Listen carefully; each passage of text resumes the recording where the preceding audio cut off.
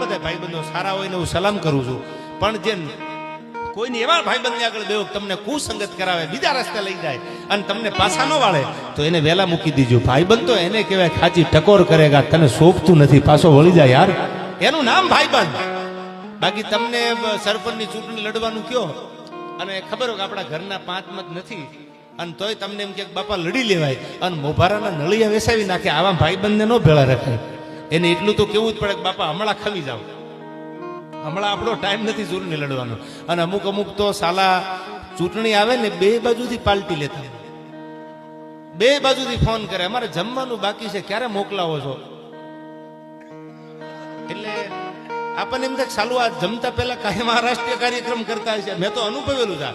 સરપંચની ચૂંટણીમાં તમે જોજો બે પક્ષ હોય ને, બે હામાં સભ્યો અને સરપંચ ઉભા રહ્યા ગામમાં, 1500 2000 ની વોટિંગનું 5000 વોટિંગનું ગામ હોય. એટલે એમાં પાર્ટી એટલે કેવી પાર્ટી? ભજીયા ખવડાવવાના, ગોટાના, પતરીના, દાળ વડા.